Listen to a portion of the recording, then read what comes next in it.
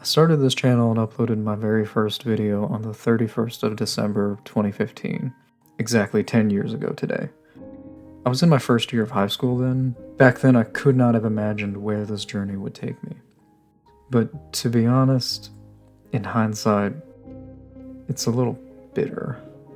Out of all the dreams and goals I've had over the last decade, I don't think I've achieved any of them. In the beginning, I was inspired by other animators I'd seen on YouTube. I saw these creators seemingly earning a living posting animations on YouTube, and I thought, I could be like them. I can animate a short animation every week or two. How hard could it be? Just one small problem. I'm not funny. I did try really hard earlier on, I did. But I could never be Moonshine Animations, or Brotherhood Workshop, or Wolfie Chew, or more recently No Pengu, because I'm not funny. More importantly, I didn't really want to be funny, I wanted to be a storyteller. For a long time, my channel was stuck in this identity crisis. On the one hand, I wanted to make short, funny videos because they were a better choice financially, at least in the animation scene on YouTube. The YouTube animator meta at the time was, and kinda still is, short punchy videos that were either derivative of popular IPs or trending memes in the animation community.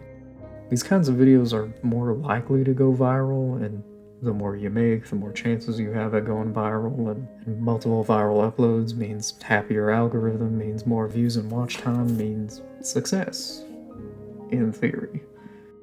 But on the other hand, what I really wanted to make were these longer narrative stories.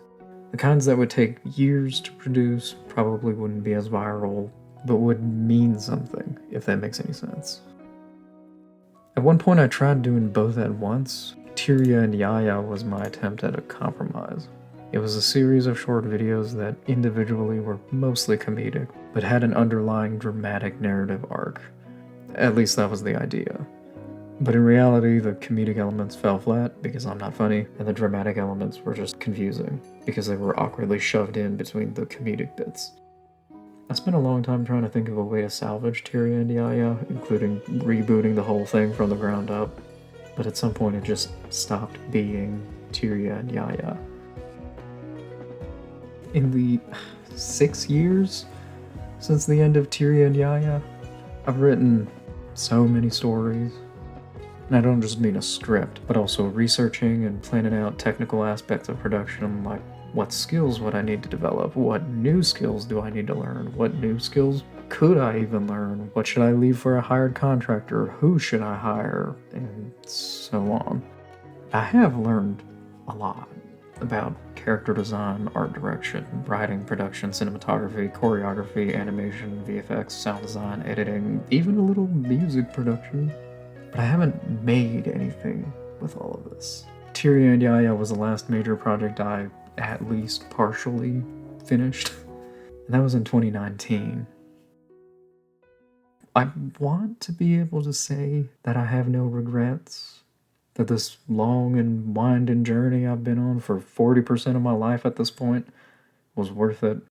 But today, I cannot say that, not yet.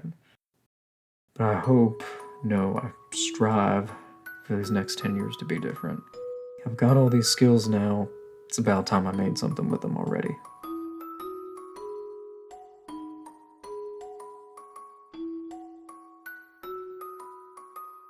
Thank you for 10 years of Yaya Fei Long.